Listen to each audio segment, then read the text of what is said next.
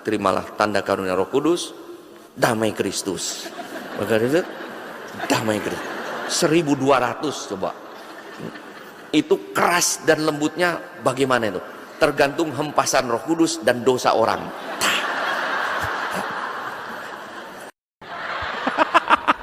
Yang sering jadi pembantu ya Maya. Romo Yus mati lagi mimpin misa. Yang artinya apa? Shalom. Selamat pagi saudara-saudari. Apa kabar? Baik? Luar biasa? Sehat? Kuat? Tobat? Itu tema kita kan tobat ya. Jadi tema kita tobat, berkat dan martabat. Apa itu tobat ya? Karena kita mengalami sesuatu. Yesus membuat perumpamaan tentang dua anak. Mungkin terjadi di sini. Coba saja lihat yang hadir. Mungkin ada beberapa dari saudara-saudari yang WA untuk acara ini. Nanti ada acara penutupan. Siap, saya datang. Tapi tidak datang. Nah itu perumpamaan Yesus kan. Ada yang aduh saya nggak bisa. Ternyata datang. Nah itu persis perumpamaan Yesus tentang yang menjawab ya, tetapi tidak datang, tidak mengerjakan. Yang menjawab tidak mau, tetapi kemudian menyesal, datang. Kadang-kadang kita itu tidak nyambung antara perkataan dengan perbuatan, antara ibadah kita dengan perbuatan nyata. Rajin ke gereja, rajin mendengarkan sabda, rajin berdoa, tetapi apakah juga rajin berbuat kasih? Kadang-kadang ada yang disebut dengan mentalitas tomat. Pergi ke gereja bertobat, pulang ke rumah kumat. Contoh, biasa, dalam keluarga kadang-kadang ada hal-hal kecil yang membuat tidak enak. Suatu keluarga akan pergi ke gereja, berkata, ayo mari kita ke gereja. Ya. Suaminya dibangunkan, lama, ya nanti. Cepat, nanti terlambat. Iya sebentar. Begitu suaminya bangun, istrinya di kamar mandi. Lama lagi. Ayo cepat, kita kan mau ke gereja. Mau ke gereja tapi debat dulu. Rame dulu. Bisa jadi. Di mobil pun rame, saling menyalahkan. Padahal mau ke gereja. Sampai di depan gereja pun mungkin masih rame. Keluar dari parkir masih ribut, saling menyalahkan. Tuh, gara-gara kamu jadi kita duduk di belakang. Tuh, gara-gara kamu jadi duduk di bawah. Rame. Akhirnya suaminya bilang, udah, kita kan mau ke gereja, kita berhenti dulu. Nanti pulang kita teruskan. Itu yang disebut dengan tobat, tapi kumat. Ya, pergi ke gereja bertobat, pulang ke rumah kumat. Mentalitas tomat. Itu pertobatan di permukaan. Justru pertobatan itu mengatakan sekali saya berkata ya, sekali tidak berkata tidak. Saya lanjutkan cerita yang tadi. Akhirnya pulang, suaminya diam, istrinya diam. Mungkin karena sabda Tuhan ya, luar biasa. Tapi waktu Romonya berkata, damai Kristus bersamamu. Mari kita saling bersalaman satu sama lain. Mulai. Ke yang sebelah kiri, damai Kristus, damai Kristus. Ketemu suaminya, belum tobat. Padahal mau menyambut komuni. Pulang, ceritanya katanya pulang ke rumah, diam. Rupanya sudah sungguh bertobat. Tidak mempermasalahkan lagi yang lama. Malah tidak seperti biasanya. Karena itu masa prapaskah. Kebetulan ini Advent, itu masa prapaskah. Mendengarkan Yesus memanggul salib, Yesus berkorban. Jadi semua menahan diri, diam. Bahkan yang luar biasa, tidak seperti biasanya. Suaminya begitu sampai rumah, mobil belum mati, turun membukakan pintu istrinya. Luar biasa. Istrinya terharu. Mungkin ini suami saya bertobat. Lalu akhirnya dimatikan dan istrinya keluar. Bukan hanya itu, dipanggul. Itu tanda pertobatan para suami ya. Ini tanda pertobatan sejati. Bukan hanya diomong tanpa kata, dipanggul kali itu seumur hidup. Masuk ke rumah dengan susah payah memanggul karena berbeda dari dulu berat badannya. Sudah sejahtera berkat suami ya. Lalu istrinya berkata, maafkan mama ya. Ternyata papa luar biasa hari ini. Terima kasih. Kata suami bilang, bukan begitu. Kan Romo tadi bilang, hendaklah engkau memanggul salibmu. Marah, jatuhkan. Lalu kapan tobatnya? Ya, ini yang disebut pertobatan itu hanya di bibir, ya, tidak masuk. Rame lagi. Maka itulah yang menyebabkan kenapa ke gereja berdoa aktif di komunitas, ya persekutuan, tapi tidak berubah karena tidak masuk ke dalam, hanya di permukaan. Firman Tuhan bukan untuk mengubah hidup, tapi untuk menyerang dan menyakiti sesama yang terjadi. Dan itulah yang juga mungkin terjadi di dalam hidup kita. Padahal bertobat mengubah hidup untuk seterusnya. Tobat artinya saya mengalami sesuatu, maka saya membutuhkan pertobatan itu. Jadi nyambung antara perkataan dan perbuatan. Jangan sampai orang itu berkata, waduh ya, aktif di gereja, ternyata di luar kita tahu kehidupannya tidak terpuji. Pernah pada tahun 2015 saya Natalan bersama di suatu kabupaten. Kebetulan tahun 2005 di kabupaten itu banyak orang, kan Natalan bersama Kristen dan Katolik. Kebetulan banyak orang Kristen ataupun Katolik yang praktek rentenir 10% setiap bulan, ya 10%, setahun 120%. Kan tidak sesuai dengan ajaran Katolik, tapi itu dipraktekkan. Sampai bupatinya tuh prihatin. Ya. Lalu anak-anak muda di daerah itu diindikasi oleh bupati itu suka mabok-mabokan. Malu juga, bupati berkata kepada saya, Pak Uskup tolonglah umat Kristen ini, kan bilang nggak tahu menyamakan ya, umat Kristen ini tolonglah jangan praktek 10% dan menyusahkan rakyat. Tolong yang muda jangan mabok-mabokan. Coba serasa ditegur. Bagaimana kita umat Katolik ternyata di masyarakat sudah sedikit, tetapi ternyata juga berbuat seperti itu. Maka pada waktu Natal saya di mimbar ini berkhotbah, karena Natal campuran gitu ya, gabungan ekumene. Waktu saya selesai, saya duduk di situ, saya duduknya. Saya duduk di situ. Romo paroki datang, Bapak Uskup, Pak Bupati sudah datang. Saya bilang nanti, habis ini kita turun ke aula. Aulanya kebetulan di bawah ya. Kita ke bawah. Tidak, Bapak Bupati ingin masuk. Waduh, saya bilang, boleh. Akhirnya saya berdiri, saya sambut Bupati dia. Masuk ke dalam, duduk di situ dengan saya. Tidak lama kemudian Bupati selesai nyanyi, dia bilang, boleh saya pinjam mimbar Bapak Uskup? Oh boleh, duduk di sini dia. Ya berdiri, hebat tuh Bupati, khotbah. Dan khotbahnya, kata-katanya saya masih ingat sekarang. Dia bilang, saya bahagia sebagai bupati. Lihat umat Kristiani yang memuji Tuhan. Haleluya, haleluya, haleluya. Hati saya tenang. Tapi kenapa ya? Ketika mulutnya berkata haleluya, haleluya. Pikirannya 10%, 10%. Hatinya memuji Tuhan. Pikirannya bagaimana rentenir memeras orang 10%. Diulangi 2 kali. Haleluya, haleluya. 10%. Itulah yang disebut dengan Kalau kita Paskah bernyanyi haleluya, haleluya, bahagia tidak? Ada sukacita tidak? Tadi saya tanya, ibu bapak, luar baik, baik, baik betul tidak?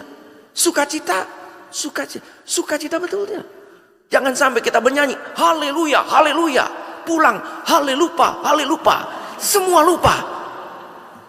Itulah yang menyebabkan kita tidak berubah dalam hidup ini.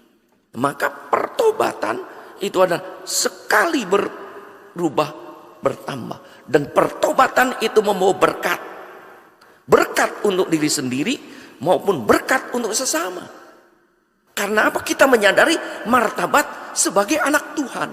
Itu yang disebut dengan membawa berkat. Terjadi perubahan, membawa sukacita.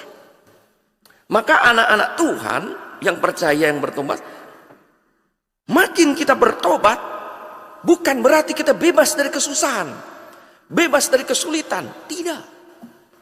Kadang ada halangan. Bukan berarti kita makin dekat dengan Tuhan. Bukan berarti kita makin banyak ekaristi, sakramen rekonsiliasi, ikut persekutuan. Bukan berarti kita bebas dari berbagai kesulitan.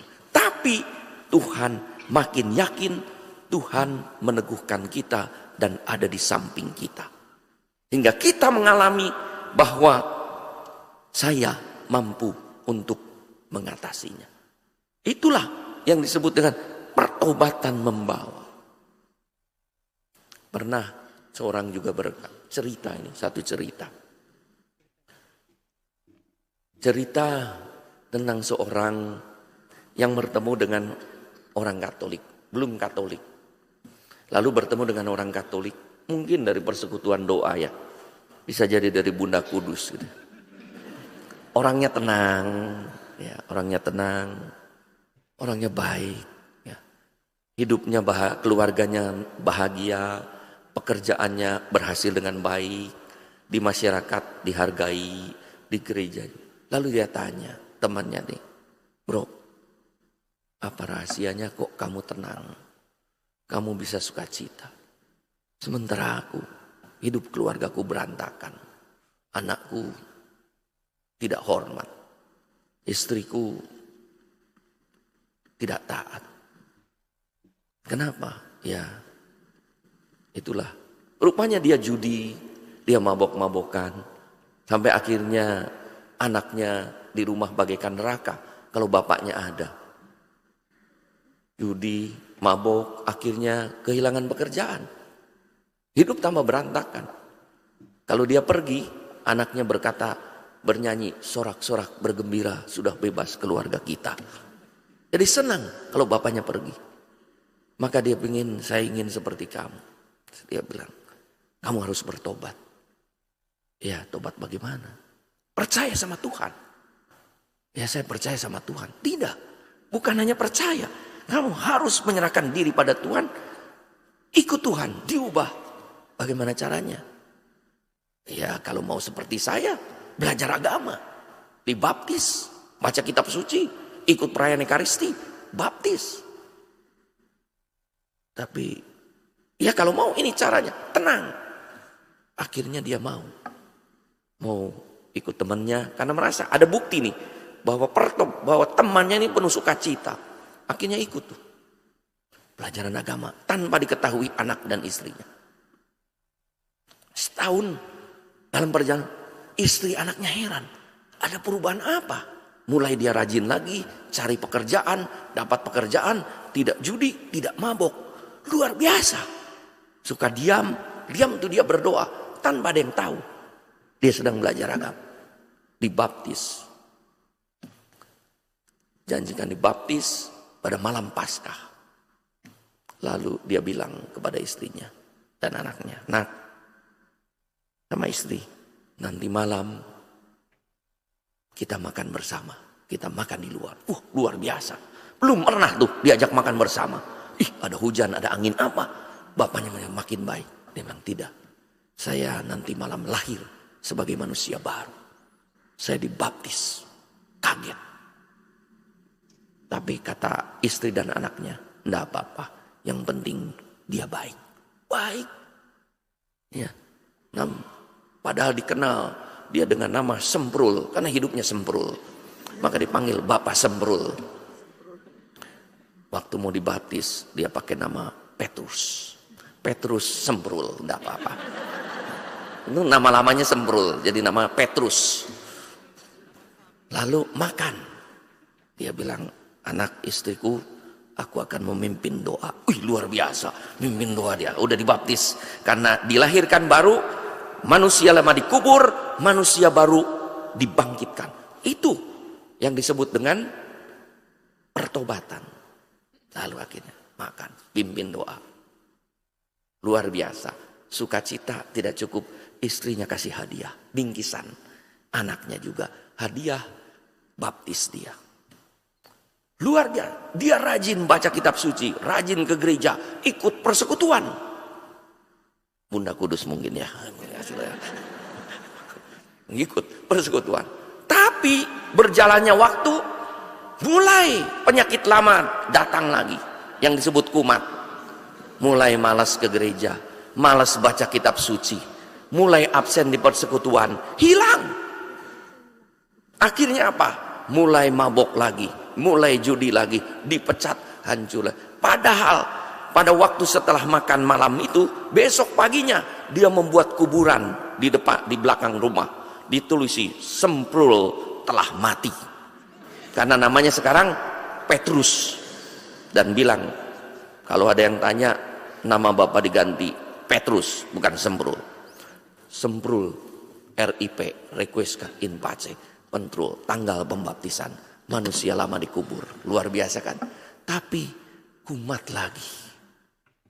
Pada suatu hari dia sedih. Kenapa kok hidup saya seperti ini ya? Kok balik lagi pada saya sudah dibaptis? Dia pergi ke belakang rumah, ingin melihat kuburannya. Kuburannya dia kaget waktu lihat, kaget. Diganti sama anak-anak. Anaknya ditulis, Semprul bangkit kembali. Saudara-saudari yang terkasih, taubat kalau tidak diikuti dengan kebiasaan-kebiasaan, dengan ketekunan, bangkit kembali. Orang bisa kumat kembali. Maka kenapa orang harus tekun di dalam doa? Tapi sekali lagi, bukan berarti dengan ketekunan dalam doa orang bebas. Coba saja. Ini yang merah-merah ini apa? Pengurus ya? Pergo. Gur. Oh, yang merah hijau ini pengurus ya? Nah, merah hijau. Gur. Gur.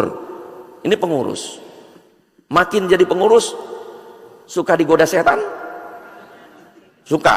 Bapak Ibu suka digoda setan? Sering? Atau jarang? Atau saling menggoda? Pernah mengagetkan pada suatu hari. Sudah lama. Mungkin sekitar 25 tahun yang lalu ketika saya mengimam memberi rekoleksi DPP di masa Prapaskah tentang godaan-godaan. Saya mengatakan iblis itu menggoda kita luar biasa. Lihat Yesus, godaannya ada 3. Godaan iblis itu yang paling relevan dengan kita. Apa yang kita butuhkan itu yang, kalau lapar godaannya makanan, kalau tidak punya uang godaannya korupsi, kalau tidak punya teman hidup kesetiaan godaannya penyelewengan, kalau kesepian godaannya hiburan palsu. Godaan iblis itu selalu relevan. Iblis itu tahu persis si A digoda apa, si B digoda apa, si C digoda apa. Iblis itu pintarnya. Pada suatu hari yang saya ceritakan, saya tanya, Bapak Ibu suka digoda? Suka, sering. Coba. Lalu saya tanya, ada yang tidak pernah digoda? Di sini ada yang tidak pernah digoda iblis? Enggak ada. Di rekoleksi itu ada seorang bapak yang tidak pernah digoda iblis. Siapa yang tidak pernah digoda iblis? Tunjuk jari. Luar biasa. Semua orang memandang bapak itu. Dia lihat. Saya bilang, inilah contoh sahabat dan kerabat iblis yang tidak perlu digoda oleh iblis.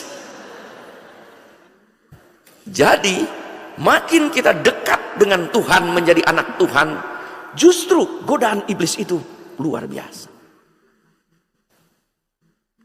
orang yang tingkat hidup rohaninya masih biasa, iblis yang menggoda mungkin ya anak buahnya lah, kopralnya. Makin tinggi, kapten. Ya, ini persekutuan doa ini yang digoda ini oleh mayor. Iblis yang goda Romo Eko sudah kolonel. Jadi makin tinggi pangkatnya. Yang goda iblis saya siapa? Lebih tinggi lagi, jenderal. Paus digoda iblis. Maka setiap hari yang didoakan di dalam perkiraan siapa? Untuk Paus kami Leo ke-14. Kenapa? Tiap hari didoakan. Godaannya makin banyak untuk menjatuhkan Paus. Iblis begitu kuat. Maka Yesus digoda oleh siapa? Beelzebul, rajanya iblis. Ya. Coba, setelah Paus yang didoakan tiap hari siapa? Uskup. Coba, saya didoakan tiap hari oleh umat di Keuskupan Bandung. Yang di sini mendoakan tiap hari Romo siapa? Uskup? Oh, tahu nama uskupnya? Oh iya, bagus. Uskup Agustinus ya. Coba bayangkan, uskup saja didoakan tiap hari begitu, apalagi tidak didoakan. Ya, jadi terus didoakan karena godaan begitu besar, luar biasa. Jadi makin tinggi, maka saudara-saudari, kalau saudara-saudari mengalami, kenapa ya? Saya makin rajin kok. Selalu aja ada godaan jengkel, ada godaan marah. Itulah godaan iblis. Iblis muncul dalam rupa-rupa yang sangat baik. Saudara-saudari yang terkasih, Yesus memberi perumpamaan dua anak yang berkata tidak, tetapi ya, dan yang berkata ya, tetapi tidak. Maka Yesus berkata tentang mengingatkan kita akan martabat kita sebagai anak-anak. Jika ya, katakan ya. Jika tidak, katakanlah tidak. Ya.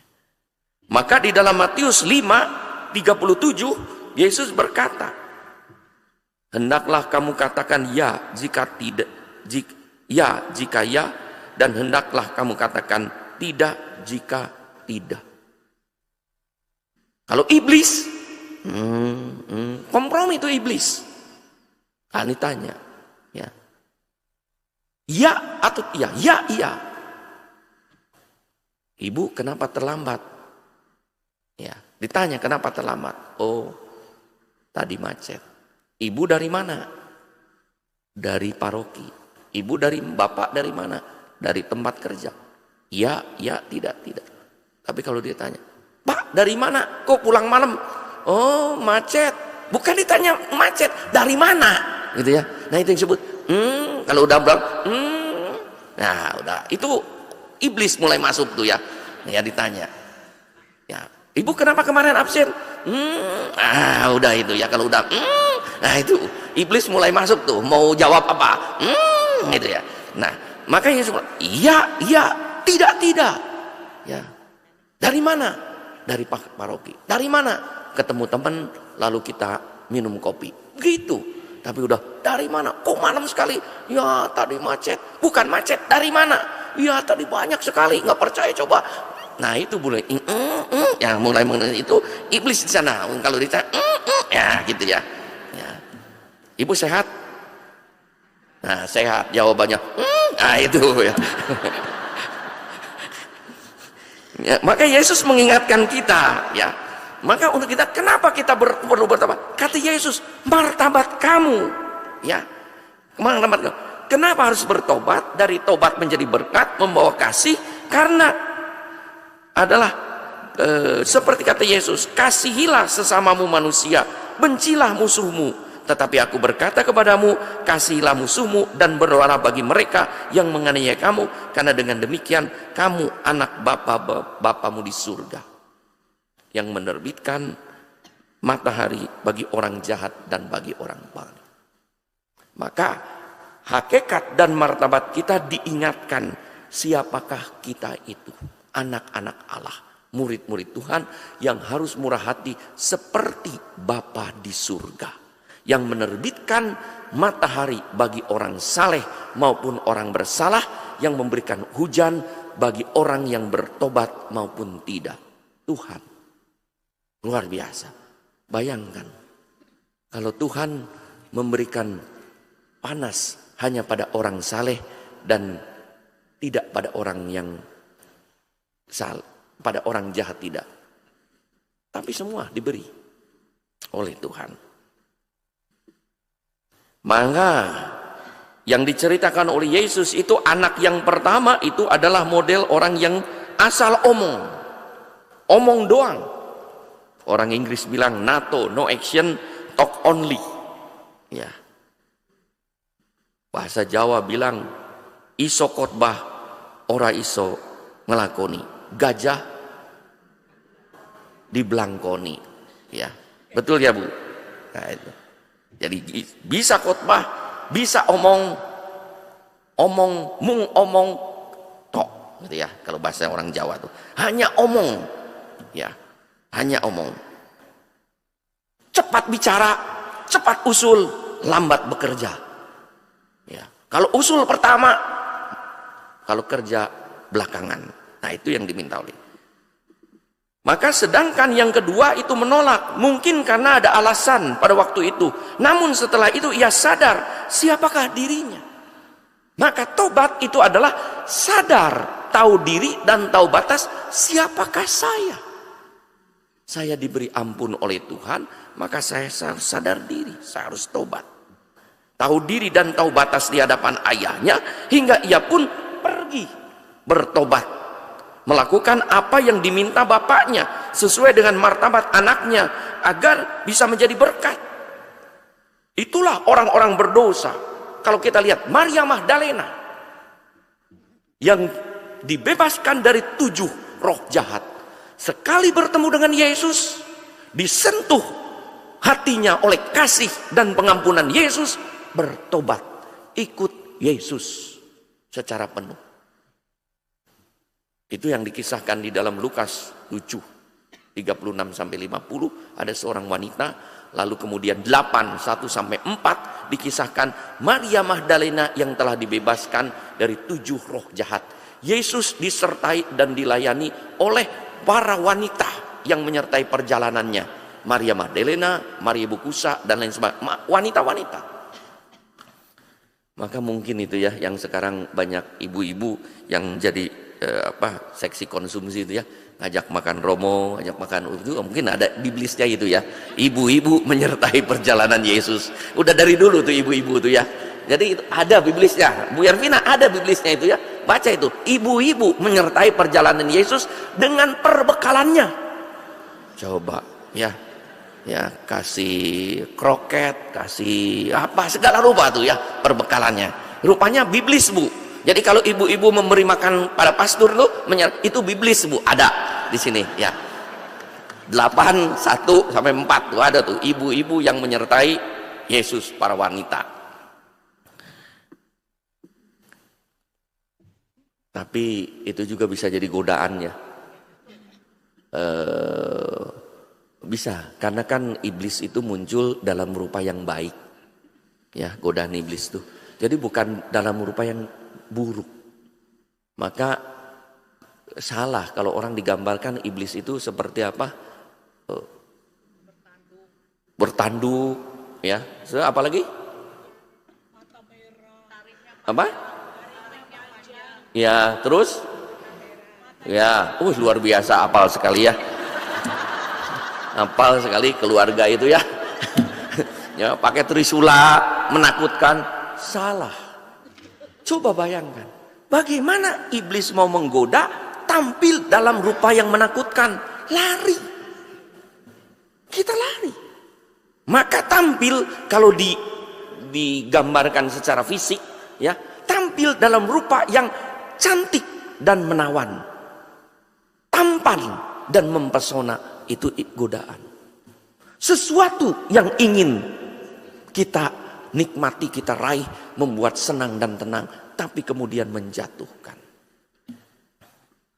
Maka di beberapa tempat saya berkata ya, memberi makan romo paroki bagus? Bagus nggak? Bagus, masa jelek? Memberi makan uskup lebih bagus lagi. Tapi ibu-ibu ingat, memberi makan terus-terusan romo, tapi lupa memberi makan suami, godaan iblis. Berantakan, ribut, ya. Jadi itu yang harus hati-hati cermati. Iblis aktif di gereja, bagus? Bagus. Tapi aktif di gereja, keluarga berantakan, iblis masuk di situ. Aktivitas di gereja harus membuahkan yang betul tuh, membuahkan berkat pada keluarga, pada komunitas, pada tempat yang lebih besar lagi. Baru itu buah pertobatan yang membawa berkat. Kalau tidak, kita dijadikan oleh iblis untuk menghancurkan komunitas-komunitas yang baik. Itu kan ya? Matius kita lihat yang bertobat dengan bagus. Matius sekarang, ikutlah aku. Di dalam Matius 9:13. Luar biasa Matius itu. Siapa Matius? Tukang cukai yang hidupnya sudah enak, tetapi tidak mengalami kebahagiaan, duduk, datang Yesus langsung beranjak, dan kemudian Matius menjadi penulis Injil Matius. Sekali bertobat, terus bertobat, tidak pernah kembali menengok ke belakang. Itu yang disebut dengan pertobatan. Matius berarti, nama Matius, rahmat Tuhan.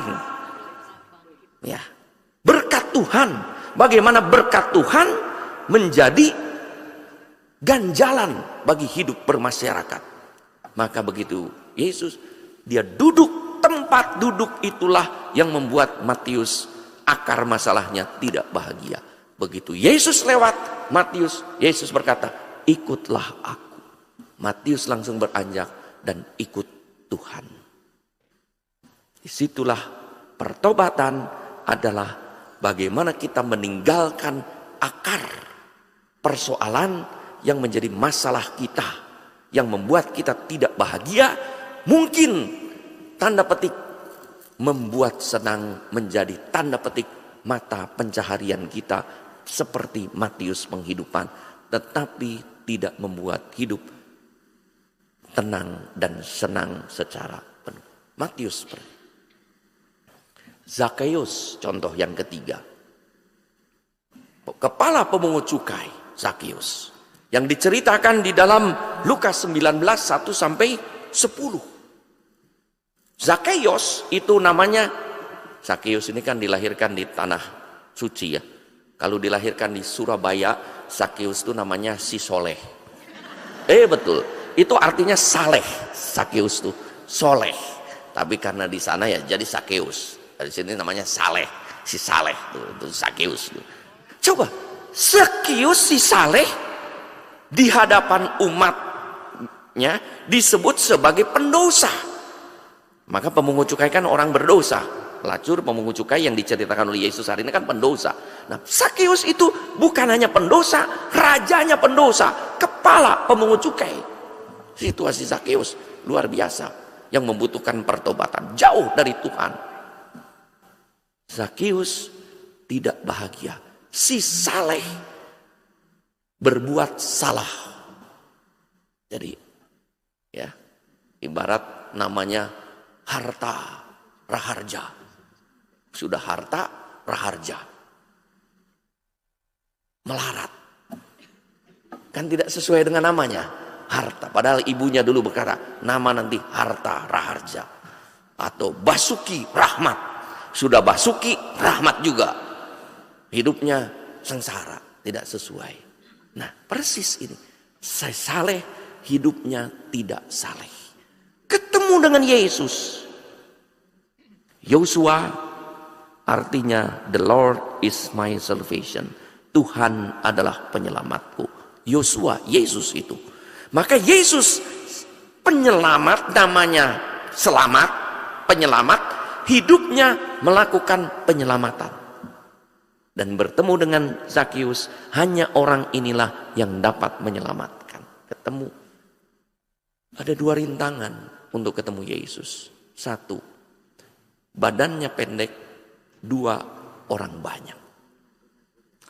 2 rintangannya. Badan pendek, kemanapun tetap pendek. Iya, saya duduk di sana, naik ke situ, duduk di sini, tetap pendek. Karena apa? Badannya pendek. Ada kelemahan melekat dalam diri yang orang kemanapun tetap lemah karena ada dalam diri. Maka harus diperbaiki. Ya, kelemahan itu harus diubah. Maka orang sombong dipindah kemanapun akan sombong. Orang iri dipindah kemanapun iri. Irinya di dalam hati. Ya.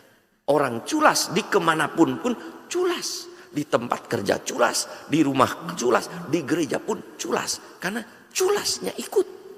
Yang harus diperbaiki, culasnya itu diatasi. Yang kedua, orang banyak. Ya. Misalnya, malas itu kan dalam diri. Malas terus. Ya. Malas, ya. Diajak apapun, malas. Malas gitu ya. Doa malas, ke gereja malas, ajak makan malas, tidur malas, mau jadi apa gitu ya, malas terus, ikut terus. Maka itu yang harus diperbaiki. Setelah itu orang banyak, itu ada rintangan-rintangan dari luar yang menyebabkan kita tidak ketemu Yesus. Maka orang harus bertemu dengan Tuhan, mengatasi. Zakius, badan orang banyak diatasi dengan berlari. Setelah berlari, badan pendek diatasi dengan naik. Sehingga di atas, Yesus berkata, sehingga dilihat oleh Yesus, ia bisa melihat Yesus, Yesus bisa melihat dia. Dan Yesus berkata, Zakius, segeralah turun, sebab aku akan menumpang di rumahmu. Ya. Apa yang terjadi? Buah dari pertobatan yang disebut rahmat.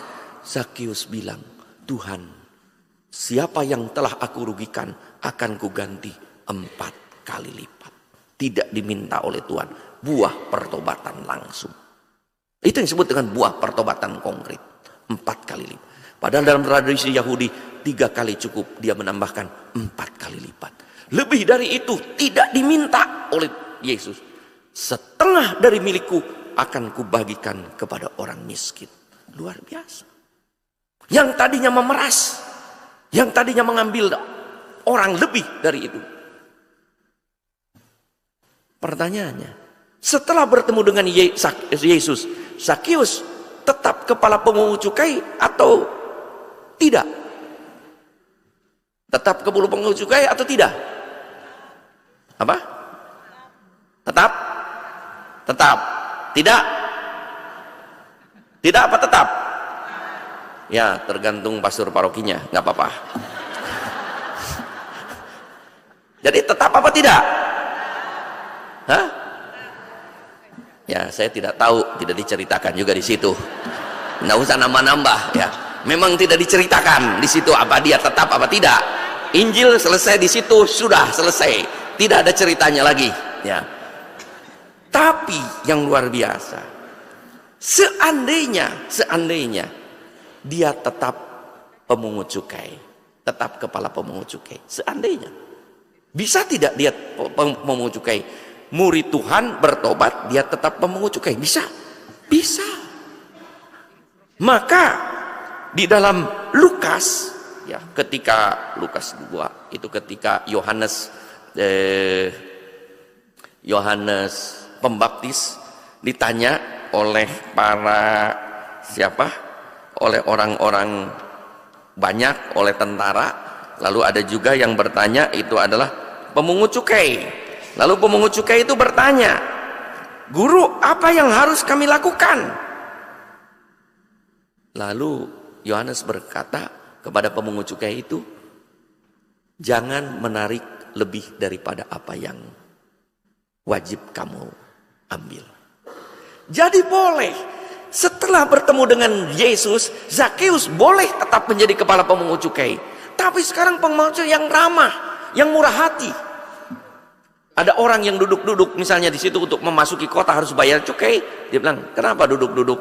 Kami tidak punya uang Pak Sakius. Enggak apa-apa, masuk, masuk.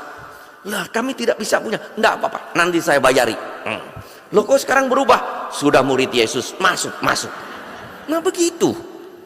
Jadi tidak harus berubah mata pencaharian, kecuali mata pencaharian itu per se tindakan yang jahat, mencuri, merampok, ya. Nah itu tindakan yang harus berubah. Tapi kalau tukang pajak netral tuh, ya, banyak tukang pajak yang baik juga, ya, yang Kristiani, yang sesuai dengan nilai-nilai Kristiani, menjalankan, tidak memeras, tidak lebih dari ketentuan, yang memberi jalan banyak, itu untuk kesejahteraan untuk negara perlu juga. Nah justru pertemuan dengan Yesus bisa menyebabkan Zakius menjadi orang yang sungguh baik, menjadi orang yang sungguh terhormat. Lalu mungkin orang berkata, itu tobat. Maka tobat apa? Harus doa. Kalau ada orang yang membutuhkan, doakan. Jangan disudutkan, jangan disingkirkan. Tapi apa yang harus kita lakukan? Doakan dia. Mungkin orang berkata, Bapak Uskup, orang ini sudah saya doakan terus menerus, sudah saya intensi misalkan, sudah tidak berubah-ubah. Tidak apa-apa, doakan terus. Aduh gimana lagi? Tidak apa-apa. Kalau nggak bertobat-tobat nggak apa-apa. Pakai saja, saya bilang, sabda Yesus. Jenis ini hanya bisa dilakukan dengan doa dan puasa. Nggak bisa nggak tobat-tobat itu dah. Ya, ada orang-orang yang susah, ya diapakan tuh susah, dibina susah, diinikan susah, diajak ngomong susah, ya sudah, yang akhirnya harus didoakan, ya, didoakan supaya bisa. Maka dosa yang menyebabkan, kenapa kita harus berdoa? Dosa itu membuat kita menderita lahir dan batin. Dosa melawan kasih Allah. Dosa tidak terasa. Pernah anak-anak tuh tanya kepada saya, Romo dulu, dosa itu apa? Ya dosa melawan kasih Allah. Oh gitu? Iya. Jadi dosa itu sebenarnya, iya itu, saya bilang. Akhirnya saya bilang, ya maaf ya, saya bilang ke anak-anak kan yang nanya. Gini, saya bilang, kamu dijelaskan yang yang tadi tidak ngerti-ngerti. Udah gini aja kamu ya, dosa itu. Dosa itu, kamu kalau merasa dosa, dosa itu seperti, maaf ya, seperti kentut. Ya, dosa, melendos ora kroso. Nah dosa. Orang yang mengalaminya tidak merasa. Ya, coba saja bayangkan. Kalau ada di sini yang meledos ora kroso itu, yang kerasa siapa? Sekitarnya. Siapa sih? Siapa sih? Dosa. Banyak orang mengalami tindakan itu tidak apa-apa, tapi sekitarnya merasa akibatnya. Nah itu dosa. Dosa sosial yang menyebabkan ada ketidaknyamanan di sekitarnya. Itulah dosa. Melawan kasih Allah yang menyebabkan di sekitar kita tidak mengalami kenyamanan. Saya merasa terganggu, ada baunya. Nah itu adalah akibat dari dosa yang membuat kita. Maka kita diingatkan oleh Tuhan, martabat kita itu anak-anak Allah. Ya. Maka Yesus berkata, hendaklah kamu berbuat kasih, supaya dengan demikian orang akan tahu bahwa kamu adalah murid-muridku kalau kamu saling berbuat kasih satu sama yang lain. Saudara-saudari yang terkasih, Yesus hadir di hadapan kita ya, untuk membantu kita. Temanya tadi sudah ada di sini. Sudah terlalu panjang, mungkin baik saya berhenti ya. Tadinya Ibu Ervina bilang berapa? Saya bilang, Bu, berapa lama? 2 jam katanya. Wah, jangan 2 jam, Bu. Enggak apa-apa katanya. Umat tahan 2 jam. Iya, saya yang tidak tahan. Ya, sebagai kita akhirnya sedikit bahwa mungkin gini sekarang dalam perumpamaan, siapakah kita dari 2 perumpamaan itu? Ya, siapakah kita? Mungkin kita, apakah kita anak pertama? Ya, apakah kita anak pertama yang berkata, "Ya, Tuhan," tetapi kemudian tidak melakukannya? Berapa banyak janji yang kita ucapkan? Ya. Berapa banyak janji di dalam hidup ini yang kita miliki?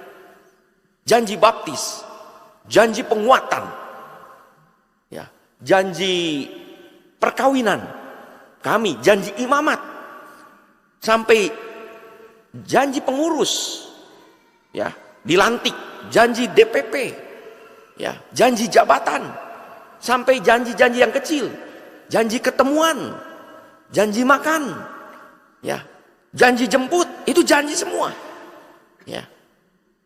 Tapi berapa yang kita laksanakan? Berkata ya, kemudian apakah saya masih melakukan itu dulu? Dibaptis kita dicurahi Roh Kudus. Di krisma kita diberi, terimalah 7 tanda krisma. Bahkan tidak cukup itu, diutus. Kalau di Surabaya di begini atau di, oh di sini ya, masih di sini ya. Saya tidak begini, di Bandung di begini saya. Jadi saudara diutus. Tidak begini, ya. Coba bayangkan kalau di begini ya. Di Ruteng itu, Uskup Ruteng cerita pada saya, 1.200 orang sakramen penguatan. Bayangkan, terimalah 7 tanda, terimalah tanda karunia Roh Kudus, damai Kristus. Maka itu damai Kristus. 1.200 coba. Itu keras dan lembutnya bagaimana itu? Tergantung hempasan Roh Kudus dan dosa orang. Jadi Romo, saya di Bandung enggak pernah begitu, karena persis 2014 saya jadi uskup, lalu diangkatkan, lalu ketemu dengan uskup senior yang pada waktu itu mau pensiun, belum pensiun, tahun 2014, sekarang udah pensiun, udah meninggal. Nah, uskup ini cerita, ketemu langsung, ada kejadian, saya dengar lalu saya tanya. Di luar Pulau Jawa, ini banyak sekali. Gini, terima kasih Bapak Uskup. Kan jawabannya terima kasih ya. Itu yang betul kan? Damai Kristus. Terima kasih Bapak Uskup. Terima kasih Bapak. Karena apa? Diutus sebagai orang yang diurapi oleh 7 karunia Roh Kudus untuk melawan kekuatan iblis.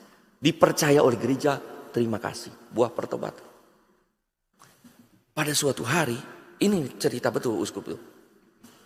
Damai Kristus tidak jawab terima kasih, melotot. Uskup kaget, melotot, ya. Bukan pemuda, bukan oma-oma, ya. Rupanya bukan melotot, kekerasan, menahan gigi palsu mau cobot. Saya bilang, saya begini saja.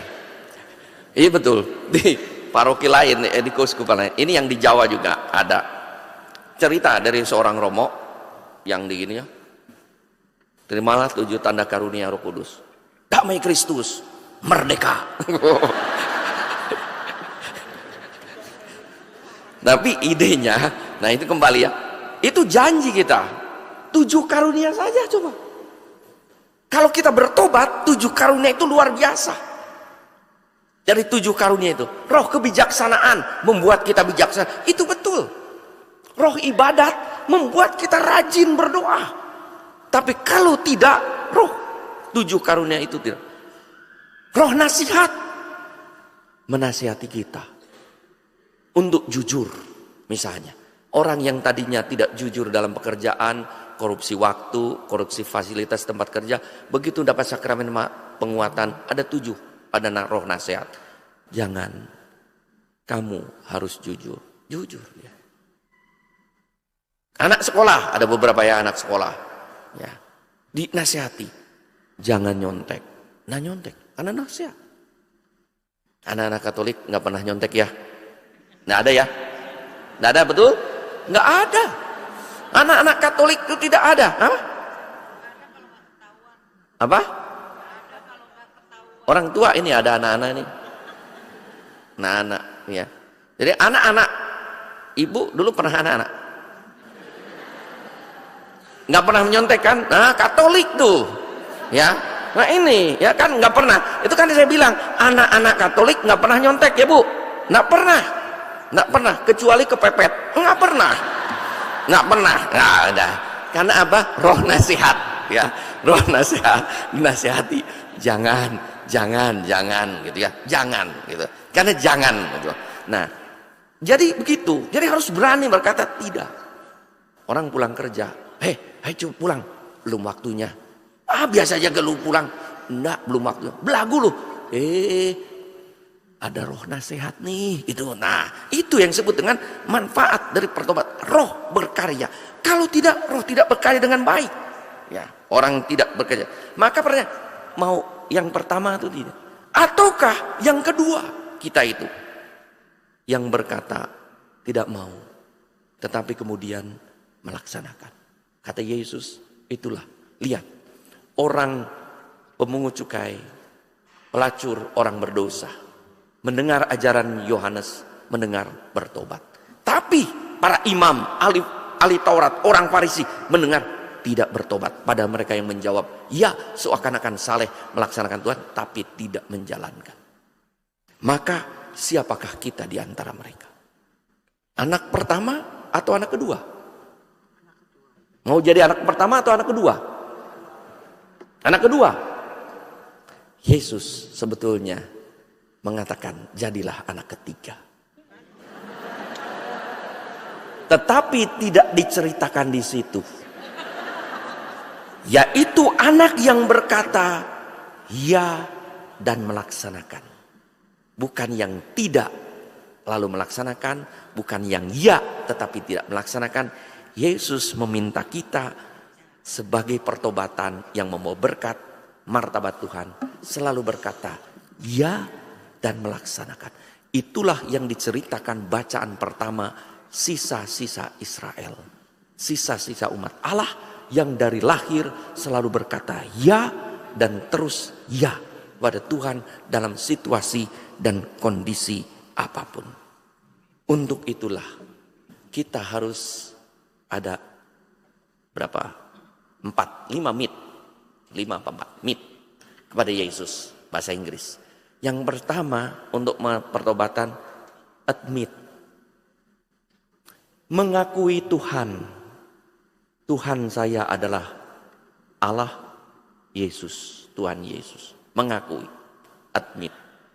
Ya. Ini yang ya pulang. Mau ke toilet. Mau ke toilet. Ini yang mau ke toilet ya. Nanti balik lagi, ini ke toilet ya. Ini anak ketiga. Oh, anak keempat ya. Yang nggak diceritakan Yesus, pergi ke toilet, pulang lagi. Nah, ini anak keempat ini ya. Apa tadi? Ya, 1. Meet. Saya disuruh jam 12 katanya kita akan selesai misa. 1, ya tadi admit, mengakui Tuhan. Yang pertama itu. Jadi admit. Setelah mengakui Tuhan, masuk dalam kehidupan Tuhan, mengakui. Lalu yang kedua, itu adalah submit, menyerahkan. Saya tidak cukup mengakui Tuhan saya itu Yesus, tetapi saya menyerahkan diri. Masuk. Bukan saya ingin masuk, permit. Lalu permit, membiarkan diri Tuhan berkarya dalam diri. Itu pertobatan. Itu yang membuat jalan. Tadi kami naik lift tuh di mana, pastoran tuh di bawah. Masuk semua. Kan tahu, lift mengakui akses ke atas. Masuk itu ibarat admit, submit ya, admit, submit. Setelah itu kita diem, kok lama ya? Nggak sampai-sampai, belum dipencet ruangannya ini. Nah, pencet ini harus nih supaya jalan. Permit, membiarkan Tuhan pencet supaya jalan. Kalau tidak jalan, ya. Jadi admit, ya, mengakui, submit, menyerahkan diri, permit, membiarkan Tuhan mengubah hidup kita, ya, membuat hidup kita. Lalu ada transmit, ya, membiarkan Tuhan berperan dalam hidup kita. Transmit, mengubah hidup kita sesuai dengan kehendak Tuhan, sabda Tuhan. Admit, submit, permit, transmit. Yang berikutnya 5, commit. Buahnya apa dari pertobatan? Pertobatan itu bukan untuk diri sendiri. Pertobatan untuk kemuliaan Tuhan, untuk untuk berkat bagi banyak orang dan keselamatannya. Maka itu yang harus dilakukan dengan pertobatan. Admit, apa tadi? Meet, submit, permit, transmit, commit. Kalau ini tidak dilaksanakan, di gereja kita hanya komat kamit bagaikan dedemit. Ya. Maka mari kita mohon rahmat Tuhan supaya kita kembali pada masa Advent ini menyadari martabat Tuhan. Tuhan datang untuk menebus kita. Tuhan selalu memberi kesempatan kepada kita untuk bertobat. Paus Fransiskus berkata, jangan pernah lelah untuk meminta ampun pada Tuhan.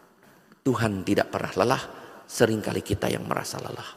Minta ampun belas kasih Tuhan, mengalami belas kasih Tuhan, supaya kita menyadari martabat Tuhan. Hingga kita bertobat dan menjadi berkat. Hingga melalui perkataan, perbuatan, karya, keluarga, pelayanan kita.